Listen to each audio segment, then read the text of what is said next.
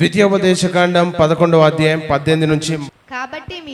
కాబట్టి మీరు ఈ నా మాటలను మీ హృదయంలోను మీ మనసులోను ఉంచుకొని వాటిని మీ చేతుల మీద సూచనలుగా కట్టుకొనవలెను. అవి మీ కన్నుల నడుమ బాసికములుగా ఉండవలెను.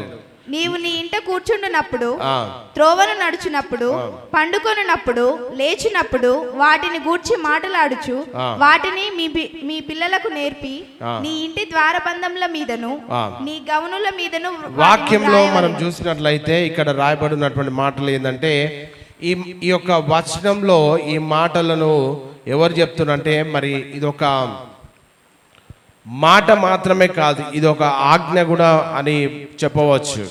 మరి దేవుడు చెప్తా ఉంటున్నాడు ఏంటంటే, ఈ నా మాటలు అంటే దేవుడు చెప్పే మాటలను మీ హృదయంలో ఉంచుకోవాలని లేఖన భాగాలు చెప్తా ఉంటున్నాయి.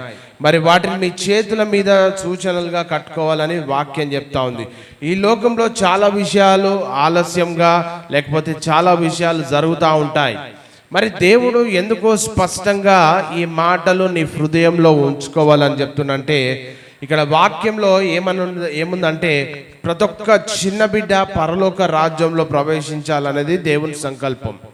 మరి దేవుని వాక్యం ఏం సెలవిస్తుందంటే, దేవుని వాక్యంలో ఈ యొక్క ద్వితీయోపదేశకాండంలో దేవుడు చెప్తున్నటువంటిది ఏంటంటే, ఇది కేవలం ఒక మాట కాదు, ఇది ఒక ఆజ్ఞగా మరి తీసుకోవడం కూడా జరుగుతుంది. ఎందుకంటే ఇది దేవుని నుండి వచ్చినటువంటి ఆజ్ఞ. ఏంటిది ఆ ఆజ్ఞ అంటే, దేవుని మాటలను ఎక్కడ ఉండాలి? హృదయంలో ఉండాలి. ఎందుకు హృదయంలో ఉండాలి అంటే, మరి లోకంలో మరి అనేక సంఘటనలు జరుగుతాయి. మరి దేవుని వాక్యము మనుషులలో లేకపోతే, దేవుని యొక్క పద్ధతి మనలో లేకపోతే, దేవుని యొక్క జ్ఞానం మనలో లేకపోతే, దేవుని యొక్క ఆలోచనలు మనలో లేకపోతే, మరి లోకంలో అపవాది అయినటువంటి సాతాను మరి గర్జించి సింహం వల్లే తిరుగుతూ ఉంటాడు. మరి గర్జించి సింహం వల్లే తిరుగుతున్నటువంటి క్రమంలో దేవుని వాక్యము మనలో లేకపోతే మనం కూడా మృంగివేయబడతాం. దేవుని వాక్యం మనలో లేకపోతే మనం కూడా శోధనలోకి వెళ్తాం. దేవుని వాక్యం మనలో లేకపోతే మరి రాంగ్ రూట్లో వెళ్తాం. దేవుని వాక్యం మనలో లేకపోతే మరి పాపంలోకి వెళ్ళిపోతాం. దేవుని వాక్యం మనలో లేకపోతే లోకంలో కలిసిపోతాం. అందుకనే దేవుడు ఇచ్చినటువంటి ఆజ్ఞల్లో ఇంకొక మాటగా మనం చూస్తే ఇక్కడ ఏమని ఉందంటే, ఇక్కడ మీ హృదయంలో మీ మనసులో ఉంచుకోవాలంట ఆ మాటలు. ఈరోజు ఎంతమంది దేవుని వాక్యం వారి హృదయంలో ఉంది? ఎంతమంది పిల్లలు దేవుని వాక్యానుసారంగా బ్రతుకుతున్నారు? ఎంతమంది పెద్దలు తల్లిదండ్రులు దేవుని వాక్యానుసారంగా జీవిస్తున్నారంటే, ఏదో నామమాత్రంగా వాక్యం వింటున్నాం, వెళ్తున్నాం, అయిపోయింది ఆదివారం రాగానే అని అనుకుంటారు. కానీ దేవుడు చెప్పినటువంటి మాట నీ హృదయంలో లేకపోతే లోకంలోకి నీ మనసు, లోకంలోకి నీ మైండ్, లోకంలోకి జీవన విధానం అంతా కూడా లోకంలోకి వెళ్ళిపోతుంది. అందుకని వాక్యం చెప్తుంది. మరి వాక్యంలో చూస్తే మరి పిల్లలు దేవుని వరమా లేక బాధ్యతను అంటే, వాక్యము 127వ కీర్తనలో మరి 3వ వచనంలో ఏమనుందంటే, ఇక్కడ 127వ కీర్తన 3వ వచనంలో, కుమారులు యెహోవా అనుగ్రహించు స్వాస్థ్యము, గర్భఫలము ఆయన ఇచ్చు బహుమానమే. పిల్లలు మరి మన సొత్తు, మన ప్రాపర్టీ అనుకుంటాం, కానీ దేవుని నుంచి వచ్చినటువంటి గిఫ్ట్, దేవుని నుంచి వచ్చినటువంటి ఆ గిఫ్ట్ ఏ విధంగా మీరు పెంచుతున్నారు అనేది ఒక బాధ్యత మరి తల్లిదండ్రుల మీద ఉంది. చాలా మందిని చూస్తూ ఉంటాం లోకంలో, మరి తల్లిదండ్రులు సరి అయిన జ్ఞానం లేక, తల్లిదండ్రులు సరి అయినటువంటి పద్ధతిలో లేక, తల్లిదండ్రులు మరి ఆత్మీయమైనటువంటి స్థితిలో లేక, పిల్లలు కూడా పెద్దవారైన తర్వాత వారు కూడా దారి తొలగిపోయినటువంటి స్థితిలో ప్రపంచంలో ఎంతో మందిని చూస్తూ ఉంటున్నారు.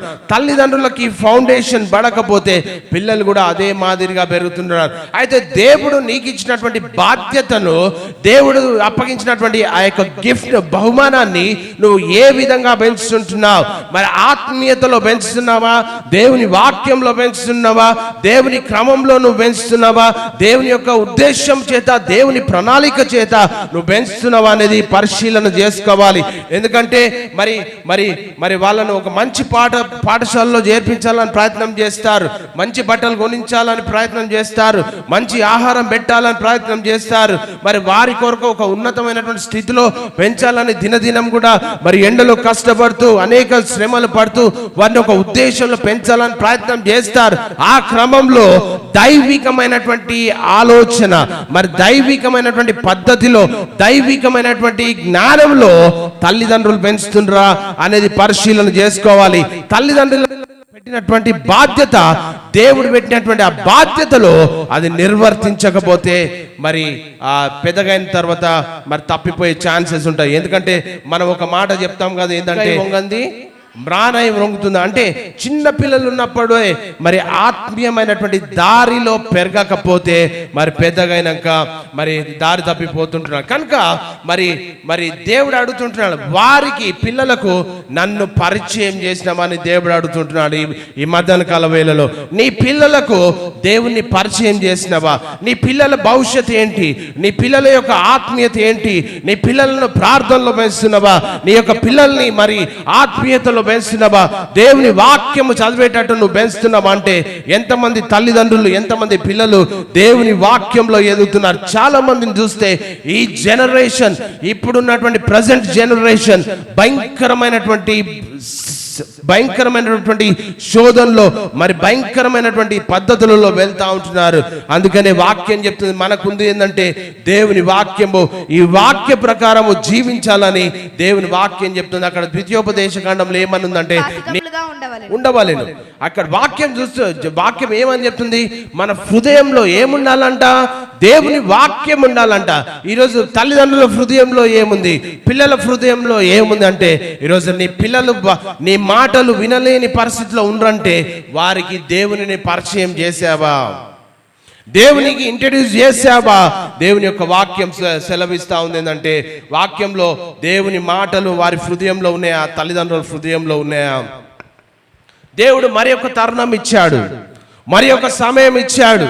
మరి మన చర్చ్ లో చిల్డ్రన్ బైబిల్ క్లబ్ పెట్టుకోవడానికి దేవుడు మరి ఒక తరుణం ఇచ్చాడు. పిల్లలు ఎంతమంది మరి ఈ మీటింగ్ కి రావడానికి, లేకపోతే ఈ చిల్డ్రన్ బైబిల్ క్లబ్ లో ఆసక్తితో మరి పార్టిసిపేట్ చేయడానికి ఎంతమంది వస్తున్నారు? దేవుడు విత్తే విత్తనంలో వాక్యము విత్తుతున్నప్పుడు ఆత్మీయమైనటువంటి స్థితిలో ప్రతి ఒక్కరు కూడా ఎదగాలి. ఎందుకంటే 2 రాజులు మరి 5వ అధ్యాయం 4వ వచనంలో చూస్తే 2 నుంచి 4 వచనాల్లో చూస్తే 2వ రాజుల గ్రంథం 5వ అధ్యాయం 2 నుంచి 4 వచనాలు సిరియనులు గుంపులుగా బయలుదేరి ఇశ్రాయేలు దేశం మీదికి పోయిచుండిరి. వారు అచ్చట నుండి అది నయమాను భార్యకు పరిచారం చేయుచుండెను. అది షోమ్రోనులోనున్న ప్రవక్త దగ్గర నా ఏలిన వాడుండవలనని నేనెంతో కోరుచున్నాను. అతడు నా ఏలిన వానికి కలిగిన కుష్ఠరోగంను బాగు చేయనని తన యజమానురాలితో అనెను. నయమాను రాజునొద్దకు పోయి ఇశ్రాయేలు దేశపు చిన్నది చెప్పిన మాటలను అతనికి తెలియజేయగా, ఈ వాక్యంలో మనం చూస్తే ఏమని కనబడుతుందంటే మరి సిరియా దేశస్తులంతలుగా గుంపులుగా పోయి మరి ఇజ్రాయేల్ ప్రజల మీద దాడి చేయడానికి వెళ్తా ఉంటున్నారు. ఆ క్రమంలో మరి అక్కడ ఉన్నటువంటి ఒక చిన్న పిల్లని కూడా కిడ్నాప్ చేయడం చూస్తూ ఉంటున్నాం. ఈ వచనంలో చూస్తే ఒక చిన్న పిల్లని కూడా చిన్న వయసు ఉన్నటువంటి అమ్మాయిని కూడా ఎత్తుకపోవడం మనం చూస్తూ ఉంటున్నాం. ఇక్కడ చూస్తే మరి అమ్మాయి ఏం చేస్తుండే అంటే అక్కడ ఏమని రాయబడింది? అక్కడ నయమాను భార్యకు పరిచారకులుగా ఉండేనంట. మరి ఆ యొక్క పరిచారకులుగా ఉంటున్నటువంటి క్రమంలో మరి ఆ యొక్క నయమాన్ గారికి ఏమొచ్చింది? అక్కడ షోమ్రోన్లో ప్రవక్త దగ్గర నా ఏలిన వాడుండవలనని నేనెంతో కోరుచున్నాను. అతడు నా ఏలిన వానికి. మరి ఇక్కడ చూస్తే మరి నయమాన్ అనేట ఆయన యజమాన్ షోమ్రోన్లో ఉన్నటువంటి ప్రవక్త ఎవరంటే ఎలీషా. కలిగిన కుష్ఠరోగంను బాగు చేయనని తన యజమానురాలితో అనెను. నయమాను రాజును ఇక్కడ చూస్తే ఈ వచనంలో కనుక మనం చూస్తే ఒక చిన్న పిల్లని గురించి రాయబడి ఉంది. ఇక్కడ ఏంటిది ఆ చిన్న పిల్ల? ఎవరు ఈ చిన్న పిల్ల, చిన్న అమ్మాయి అంటే మరి ఇజ్రాయేల్ యొక్క మరి దేశస్తురాలుగా ఉంటుంది. ఎప్పుడైతే ఈ సిరియన్లు అంతా కూడా మరి ఆ దేశం మీదకి వెళ్ళి ఆ దేశంలో ఉన్నటువంటి గుంపులుగా వెళ్ళి దాన్ని దోచుకోవడానికి వెళ్తున్నటువంటి క్రమంలో మరి ఆ అమ్మాయిని కూడా కిడ్నాప్ చేశారు. కిడ్నాప్ చేసినప్పుడు మరి అక్కడ ఉన్నటువంటి నాయమాన్ గారికి ఏముందంట? అక్కడ మరి కుష్ఠ రోగం ఉంది ఇక్కడ. మరి కుష్ఠ రోగం ఉన్నప్పుడు అది బాగు చేయాలంటే ఎన్నో ప్రయత్నాలు చేయాలి, ఏదో చేయాలి, ఏదో వైద్యం ఇవ్వాలి. కానీ ఆ అమ్మాయి అక్కడ ఏం చెప్తుందో చూస్తే అక్కడ మరి ఇక్కడ చూస్తే ఏమని రాయబడింది అక్కడ, నయమాను రాజునొద్దకు పోయి ఇజ్రాయేలు దేశం చిన్నది, చెప్పిన మాటలను అతనికి తెలియజేయగా అమ్మాయి ఏం చేస్తుంది, చిన్న పిల్ల. నయమాన్ అంటే ఎవరై, పలాను దేశంలో ఒక ప్రవక్త ఉండు, అంతేనా? కుష్ఠరోగం బాగు చేయునని 3వ వచనం, అది షోమ్రోనులోనున్న ప్రవక్త దగ్గర నా ఏలిన వాడు ఉండవలెనని నేను ఎంతో కోరుచున్నాను. అంటే ఒక యజమానునికి కుష్ఠరోగం ఉంటే ఆ అమ్మాయి తట్టుకోలేక నువ్వు అక్కడికి పోతే బాగుపడతావని దేవుని జ్ఞానము చేత చెప్తా ఉంది. మరి ఆ జ్ఞానం ఎక్కడి నుంచి వచ్చింది అమ్మాయికి? అసలు ఆ అమ్మాయి ఎవరు? సిరియా దేశస్తురాలా? ఎవరు అమ్మాయి? ఇజ్రాయేల్ ప్రజలు. ఇజ్రాయేల్ ప్రజలు ఎవరు? దేవుని ప్రజలు. దేవుని ప్రజలలో నుండి ఆమెను కిడ్నాప్ చేసుకుపోయి సిరియా దేశంలో తీసుకెళ్లారు. అయినప్పటికీ ఆమె ఏం చెప్తుంది, యజమానునికి కుష్ఠరోగం ఉందంటే నువ్వు ఎన్ని మందులు తీసుకున్నా పోవవి, ఏ ట్రీట్మెంట్ తీసుకున్నా పోదాది. కానీ యజమానుడు బాగుండాలని ఎవరిని ఇంట్రడ్యూస్ చేస్తుంది అక్కడ? ప్రవక్తని ఇంట్రడ్యూస్ చేస్తుంది. అంటే ఆ ప్రవక్త దైవజనుని దగ్గరికి పోతే ఆయనకు స్వస్థత వస్తుంది. ఈ జ్ఞానం ఎక్కడికి వెళ్ళి వచ్చింది? ఈ చిన్న అమ్మాయికి జ్ఞానం ఎక్కడికి వెళ్ళి వచ్చింది? దైవిక జ్ఞానం ఎక్కడికి వెళ్ళి వచ్చింది? ఒక ప్రవక్త దగ్గరికి పోతే స్వస్థత జరుగుతుందని ఎక్కడి నుంచి వచ్చింది? అంటే ఆమెను పెంచినటువంటి క్రమము దైవికమైనటువంటి క్రమము. ఈరోజు ఇక్కడున్న పిల్లలు చెప్పగలుగుతారా, నేను చర్చికి పోతే నేను ఆత్మీయంగా ఎదుగుతా, నేను చర్చికి పోతే నాకు సహవాసంలో నేను దైవికంగా ఎదుగుతా, నేను చర్చికి పోతే నాకు స్వస్థత వస్తుందని పిల్లలు చెప్పగలుగుతారా? ఆ ఫౌండేషన్ ఎక్కడ పోయింది? ఆ ఫౌండేషన్ లేకపోతే చెప్పలేము. ఈ చిన్న పిల్లని ఏం చేశారు? ఈమెను కిడ్నాప్ చేసుకొని తీసుకుపోయారు సిరియా దేశానికి. ఆ దేశస్తురాలు కాదామె, ఆ దేశంలో పుట్టినామే కాదామె. సిరియన్లంతా కూడా ఇజ్రాయెల్ను దోపిడీ చేసుకోవడానికి గుంపులుగా వెళ్ళి ఆ పిల్లని కూడా ఎత్తుకొని వచ్చారు. ఆమె చెప్తుంది ఏంటంటే, ప్రవక్త దగ్గరికి పోతే నీకున్న కుష్ఠరోగము పోతుంది. ఆ దైవికమైనటువంటి జ్ఞానం ఎక్కడికి వెళ్ళి వచ్చిందని మనం ప్రశ్నించుకోవాలి. ఎందుకంటే ఆమెను పెంచిన విధానము దైవత్వంలో పెంచారు, దైవికంగా పెంచారు. దైవికమైనటువంటి స్థితిలో ఎదిగినటువంటి అమ్మాయిగా మనం చూస్తూ ఉంటాం. అక్కడ చూస్తే ఆ మాటలు నయమానుకు చేరగా మరి అక్కడ ఏమైందంటే వెంటనే సిరియా రాజు అనుమతి తీసుకొని స్వస్థత కోసము మరి బయలుదేరడం మనం చూస్తూ ఉంటున్నాం. మరి ఆ యొక్క చిన్న బాలిక శత్రువుల మధ్య ఉన్నప్పటికీ కిడ్నాప్ చేసుకొని పోయారు. ఎక్కడికి? సిరియా దేశాన్ని తీసుకుపోయారు. శత్రువుల మధ్యలో కొట్టి ముట్టాడుతున్నప్పటికీ నయమాన్ గారి గురించి ఆలోచన చేస్తుంది. దేవుని శక్తి ప్రవక్త ద్వారా విశ్వసించి మరి సాక్ష్యం ఇచ్చినటువంటి గొప్ప చిన్న అమ్మాయిగా ఆ అమ్మాయి ఉంది. అలాగే ఆ చిన్న సాక్ష్యము ఒక గొప్ప సైన్యాధిపతి యొక్క జీవితాన్ని ఎలా మార్చిందో మనం చూస్తూ ఉంటున్నాం. మరి సిరియా యొక్క సేనాధిపతి నయమాన్ గారు చేసింది ఏంది? అతను ఒక గొప్ప అధికారి. ఇప్పుడు ఒక చిన్న పాప లాంటి చిన్న వయసు ఉన్నటువంటి పాప ఒక పెద్ద వ్యక్తికి అక్కడ అంటే పోతారా? ఆ మాటలు పరిగణలోకి తీసుకుంటారా? నయమాన్ ఎవరే? ఒక గొప్ప అధికారి, ఒక గొప్ప వ్యక్తి. చిన్న పిల్ల చెప్తే నేను ఎందుకు పోవాలి? ప్రవక్త ఉంటాడు అక్కడ, ప్రవక్త దగ్గర పోయి ప్రార్థన చేయించుకో. ఎక్కడికి వెళ్ళి వచ్చింది ఆ జ్ఞానం? ఎక్కడికి వెళ్ళి వచ్చింది ఆ ఆలోచన? అంటే ఆమె పెరిగిన విధానం, ఆమెను పెంచిన విధానం, ఆమెలో నాటిన దైవ భక్తి. చెప్పగలుగుతారా? ఇక్కడ ఎంతమంది చెప్తారు నీకు సమస్య వస్తే దైవజనునితో ప్రార్థన చేయించుకోమని ఎంతమంది చెప్తారు? చెప్పగలుగుతారా? దేవుని సన్నిధి పోతే నీకు స్వస్థత వస్తుంది, దైవజనుడు ప్రార్థన చేస్తే నీకు కార్యం దొరుకుతుంది అని చెప్పగలుగుతారా? ఆ నాలెడ్జ్ ఉండాలి మనకి ఫస్ట్. అందుకనే ద్వితీయోపదేశ కాండంలో ఏమంది? నా మాటలు నీ హృదయములో ఉంచుకో. ఏమంది అక్కడ? నా మాటలు మీ హృదయంలో, మీ మనసులోనే ఉంచుకొని. మనసులో ఉండాలి. ఈరోజు మన మనసులో ఏముంది? మన హృదయంలో ఏముంది? లోక తలంపులు ఉన్నాయా? లోకంలో ఉన్న మాటలు ఉన్నాయా? నోరు తెరిస్తే చెడ్డ మాటలు మాట్లాడతామా, మంచి మాటలు మాట్లాడతామా అనేది మనల్ని మనం పరిశీలన చేసుకో. ఈరోజు ఎంతమంది యవనస్తులు దారి తప్పిపోతున్న అర్థం ఏంటి? తల్లిదండ్రులు ఏ రీతిగా పెంచుతున్నారు పిల్లల్ని? దేవుని ఇంట్రడ్యూస్ చేసినావా, పరిచయం చేసినావా నీ పిల్లలకి? చర్చి ప్రతి ఆదివారం జరుగుతుంది, ఇక్కడ ప్రతి బుధవారం మీటింగ్ జరుగుతుంది, దాంతోపాటు అనేక మీటింగ్స్ జరుగుతాయి, బర్త్డేలో ఈ గృహకుడికల్లో జరుగుతాయి. ఆ టైంలో దేవుని వాక్యాన్ని దైవజనుడు విత్తుతున్నప్పుడు ఆ మీటింగ్లో నీ పిల్లలు కూర్చుంటున్నారా? ఆ వాక్యాన్ని వింటున్నారా? వాక్యం ఏం చెప్తుంది? ద్వితీయోపదేశకాండం, నా మాటలు నీ హృదయంలో ఉంచుకో. 10 రోజులు ఇక్కడ నుంచి, ఈ రోజు నుంచి, నిన్నటి నుండి 7వ తారీఖు వరకు పాఠశాల జరుగుతుంది ఇక్కడ. ఎంతమంది పిల్లలు నేర్చుకుంటారు? ఎంతమంది దైవికమైనటువంటి జ్ఞానాన్ని పెంపొందించుకుంటారు? పాటలు, స్కిట్స్, డాన్సులు, ఆటలు అన్ని జరుగుతాయి ఇక్కడ. దాంట్లో పాల్గొంటున్నారా?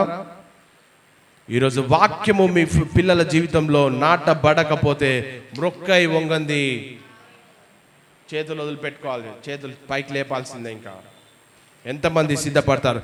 నాయమాన్ గారు ఒక గొప్ప అధికారి. ఫర్ ఎగ్జాంపుల్ మనకు అర్థమయ్యే భాషలో చెప్పాలంటే ఒక డిస్ట్రిక్ట్ కలెక్టర్ అనుకుందాం, జిల్లా కలెక్టర్ పోయి ఇంతంత చిన్న పిల్ల పోయి, నీకు ఆ కుష్ఠరోగం ఉంది కదా, దైవజనుని దగ్గర పోయి ప్రార్థన చేయించుకో, మెడిసిన్ తీసుకుంటాం అని చెప్తే కలెక్టర్ వింటాడా? ఏమ్మా, నేను చదివింది ఏంది? IAS. నువ్వు నాకు చెప్తావా? నీ వయసు ఎంత? ఒక చిన్న పిల్ల ఏదైనా సలహా ఇస్తే తీసుకుంటారా? నీ వయసు ఎంత? నువ్వు నాకే చెప్తావా? కానీ నాయమాను మరి చూస్తే ఇక్కడ ఆయన ఒక గొప్ప అధికారి, ధనవంతుడు, గౌరవనీయుడు, రాజుకు అత్యంత ప్రియుడు. కానీ ఒక సమస్య, అతను కుష్ఠరోగిగా ఉన్నాడు అక్కడ. మరి బయట గొప్పతనం, లోపల బాధ. నేటి మనుషుల జీవితాల్లో కూడా అదే రీతిగా ఉంటాం. బయట హోదా, లోపల పాపం. బయట నవ్వు, లోపల ఖాళీ. అందుకని వాక్యం చెప్తుంది, నీ హృదయంలో నా మాటలు ఉంచుకోవాలి. బయట లోపల అశాంతి, బయట పలుకుబడి, ఇంట్లో పంచాది. దేవుని మాటలు మనలో ఉంటే దేవుడి గొప్పతనం మనకు తెలుస్తుంది. అప్పుడు ఆ చిన్న బాలిక మాట్లాడుతుంది. 3వ వచనంలో ఏమనుందంటే, అది షోమ్రోన్లో ఉన్న ప్రవక్త దగ్గర నా ఏలినవాడు ఉండవలనని నేను ఎంతో కోరుచున్నా. అంటే ఆ అమ్మాయి యొక్క యజమాని బాగుండాలని కోరుకుంటుంది. కుష్ఠరోగం వస్తే నన్ను కిడ్నాప్ చేసింది కదా వీడు చావాలి, వీడు చస్తే నేను మళ్ళీ నా దేశం పోతా అని కోరుకుంటుందా? ఏమంటుంది?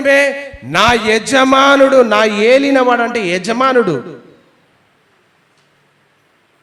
మై ఓనర్, నా ఏలినవాడు ఉండవాలని నేను ఎంతో కోరుతున్నాను. అతడు నా ఏలిన వానికి కలిగిన కుష్ఠరోగము బాగు చేయునని తన యజమాని అంటే నయమాను భార్యకి చెప్తుంది. పోయి సార్ను పంపించి అక్కడికి. ఎక్కడ పోవాలి? ప్రవక్త దగ్గరికి పోవాలి. ప్రవక్త దగ్గరికి పోతే ఏం పోతుందంట? కుష్ఠరోగం పోతుంది. చూడండి, ఒక చిన్న పిల్ల, ఒక బానిస, ఒక పరాయి దేశం నుంచి వచ్చినటువంటి అమ్మాయి. కానీ ఆమెలో చూస్తే అమ్మాయి చాలా చిన్నది. అక్కడ చూస్తే ఒక చిన్న అమ్మాయి, ఒక బానిస. ఈ దేశం నుంచి ఆ దేశం వరకు తీసుకెళ్లారు, కిడ్నాప్ చేశారు. అది కూడా ఏదో మామూలుగా రామ్మ తీసుకురా, లేకపోతే వాళ్ళ తల్లిదండ్రులు పంపించాలి ఆమెను. కిడ్నాప్ చేసుకొని తీసుకుపోయారు అమ్మాయిని. కానీ ఆమెలో ఏముంది? ఆ చిన్న పాపలో ఏముంది? విశ్వాసం ఉంది. ఆ చిన్న పాపలో ఏముంది? దైవత్వం ఉంది. ఆ చిన్న పాపలో ఏముంది? దైవిక జ్ఞానం ఉంది. ఆ చిన్న పాపలో ఏముంది? దేవుని యొక్క గొప్పతనం ఉంది. ఆ చిన్న పాపలో ఏముంది? వాక్యం ఉంది. ఆమె చెప్తుంటే, కానీ ఆమె విశ్వాసంలో చాలా, వయసులో చిన్నదే కానీ విశ్వాసంలో గొప్పది. ఎందుకంటే ఆమె చిన్నప్పుడే దేవుని గురించి విన్నది. అమ్మాయి చిన్నప్పుడే దేవుని యొక్క ఫౌండేషన్ ఆమెలో పడింది. ఆమె చిన్న ఉన్నప్పుడే దైవికమైనటువంటి మాటలు విన్నారు. ఈరోజు ఎంతమంది పిల్లలు, చాలా మంది ఇక్కడ కూర్చున్న వాళ్ళు సండే స్కూల్కి వస్తారు, చాలా మంది సిబిసిలో పెరిగిన వారు ఎంతో మంది వెళ్ళిపోయారు. 40 సంవత్సరాల మంది పిల్లలకు సిబిసి వేసవికాల శిక్షణలు ఇచ్చింది. ఎంతో మంది దైవికంలో ఉన్నారు. చాలా మంది ఇప్పుడున్న జనరేషన్ ఎక్కడ పోతున్నారు? అప్పుడు సంవత్సరాల కింద నేర్చుకున్న వారు ఇప్పుడు ఒక మంచి కొన్ని వార్లను చూస్తే ఒక మంచి పొజిషన్లో మంచి సిచ్యువేషన్స్లో వారు ఉన్నారు. ఇప్పుడున్న జనరేషన్ ఎక్కడ పోతుంది? ప్రజెంట్ జనరేషన్ దైవికంలో ఎదుగుతున్నారా? ఇప్పుడున్న జనరేషన్ ప్రార్థన చేయగలుగుతారా? ఇప్పుడున్న జనరేషన్ వాక్యం చెప్పగలుగుతారా? ఎందుకు? ఎంతసేపు మనం ఏం చేస్తాం? మన ఆలోచన లోకం లోకం లోకం. చుట్టూ డేటా కూడా ఫ్రీ ఇస్తున్నాడు ఇంటర్నెట్ వాడు. ఇక మనకి ఏం పని? ఇంటర్నెట్ రీల్స్ తిప్పుతూనే ఉంటాం. ఇన్స్టాగ్రామ్ ఓపెన్ చేసినామంటే ఏదో చూస్తాం ఇట్లా, అది ఎటో తీసుకుపోయి ఒక గంట సేపు స్పెండ్ చేస్తాం ఇంట్లో, అంతేనా? ఇట్లా ఆన్ చేయగానే ఏదో వస్తుంది, ఇంట్రెస్టింగ్ వస్తుంది. ఇక ఇప్పుడు డింగ్ డింగ్ డింగ్ తిప్పుతూనే ఉంటాం. ఇక అది గంట పోతుంది, 2 గంటలు పోతుంది, 3 గంటలు పోతుంది. అది అటే ఇక అది సైతాను శోధన. దైవికమైనటువంటి పద్ధతిలో పిల్లలు ఎదగాలి అని దేవుడు కోరుకుంటున్నాడు. అందుకనే ద్వితీయోపదేశ కాలంలో దేవుడు ఇస్తున్నటువంటి ఆజ్ఞ, నా మాటలు నీ హృదయములో ఉంచుకోవాలి. ఆమె ఎందుకు అలా చెప్పగలిగింది? ఆ ఆమె చిన్నప్పుడే దేవుని గురించి విన్నది. తల్లిదండ్రులు ఆమెకి ఏం చెప్పారు? జీవము గల దేవుడున్నాడు, ప్రవక్త ఎలీషా ఉన్నాడు, దేవుడు స్వస్థపరుస్తాడు, విశ్వాసం వృధా కాదు అని ఇంట్లో బోధించింది ఆమెకు. వాళ్ళ తల్లిదండ్రులు ఇంట్లో బోధన చేసేది. ఎంతమంది కుటుంబాలలో మరి ప్రార్థన జరుగుతుంది? కుటుంబ ప్రార్థన జరుగుతుంది. నీ పిల్లల్ని కూర్చోబెట్టి రోజు ప్రార్థన చేపిస్తున్నావా? భర్త పిల్లలందరూ కూర్చొని కుటుంబ ప్రార్థన జరుగుతుందా? ఆ పిల్లకి నేర్పించారు అక్కడ. అందుకే చెప్తుంది, ప్రవక్త దగ్గర పో, దేవుడు అనేటి ఆయన ఉండు, స్వస్థపరుస్తాడు. ప్రవక్త దేవుని దాసుడు ఉన్నాడు, ఆయన ప్రార్థన చేస్తే మంచి జరుగుతుంది. ఈ మధ్యాహ్నకాల సమయంలో పరీక్షించుకోవాలి తల్లిదండ్రులు. భర్త భార్య పిల్లలు కూర్చొని బైబిల్ తెరిచి ఒక అధ్యాయం చదివినామా ఎప్పుడన్నా? ఒక వాక్యం చదివినామా ఎప్పుడన్నా? ఆ చిన్న పాప చెప్తుంది ఎంత ధైర్యంగా, యజమానుడు పెద్ద ఆయన చెప్తుంది, వాళ్ళ భార్యకి చెప్తుంది, సార్ కొంచెం అక్కడ పంపించవా? ఎందుకు? ఆమె సొంత ఆమెనా? ఆ దేశస్తురాలా? ఆ కుటుంబంలో పెరిగిన ఆమెనా? లేకపోతే ఆ దేశం, సిరియా దేశం యొక్క సిటిజన్, పౌరురాలా? కాదు. ఆమెను ఎత్తుకొచ్చారు అక్కడి నుంచి. ఇజ్రాయెల్ యొక్క చిన్నది, ఆమెను ఎత్తుకొచ్చారు అక్కడి నుంచి. ఆమె చెప్తుంది, దేవుడు ఉన్నాడు అక్కడ, ఆయన ప్రార్థన చేస్తే గొప్ప కార్యం జరుగుతుంది నీకు. అక్కడ పో. ఎందుకు శ్రమ పడుతున్నావు? ఎందుకు కష్టపడుతున్నావు? ఎందుకు కుష్ఠరోగంతో బాధపడుతున్నావు? దేవుని దగ్గర పోతే, అక్కడ దైవజనం దగ్గర పోతే నీకు స్వస్థత దొరుకుతుందని ఆ చిన్న ఆమె చెప్తుంది.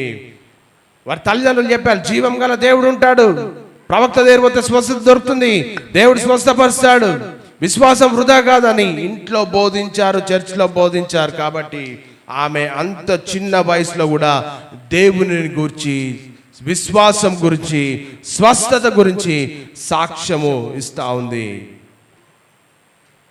ప్రియా దైవజనమా, ఆ చిన్నారి వెనుక ఒక గొప్ప తల్లిదండ్రుల కుటుంబం పెంపకం కనబడతా ఉంది. కానీ ప్రశ్న, ఆమెను ఎవరు అలా తయారు చేశారంటే తల్లిదండ్రులే. వారి తల్లిదండ్రులు మేబీ నేను అనుకుంటా ఆమెతో కలిసి ప్రార్థించేవారేమో, వారికి ఆమెతో కలిసి పాటలు పాడేవారేమో, లేకపోతే ఆమెను దైవికమైనటువంటి కథలు దైవత్వంలో పెంచిరేమో, బహుశా ఆమెలో దేవుని భయం నాటినరేమో. ఈరోజు ఏ రీతిగా పెంచుతున్నారు మీ పిల్లల్ని? ఇది ఒక గొప్ప పాఠం మన జీవితంలో నేర్చుకోవాల్సింది. చిన్నప్పుడే ఆత్మీయమైనటువంటి స్థితిలో పిల్లలు ఎదగకపోతే మ్రొక్కై వంగంది బ్రానై వంగుతుందా? చెట్టును పోయి ఇరగొట్టాలంటే ఇరగొడతామా? చిన్న చెట్టు అయితే తల్లుడు అంతే మొత్తం ఇరిగే పోతుంది. అది చిన్న చెట్టు అయితే అంతేనా? చిన్న చెట్టు అయితే ఒక తన్నుడు అంతే ఇరిగే పోతుంది. చెట్టును దంతే మన కాలు ఇరుగుతుంది ఫస్ట్ పోయి. అందుకని మొక్కై వంగంది.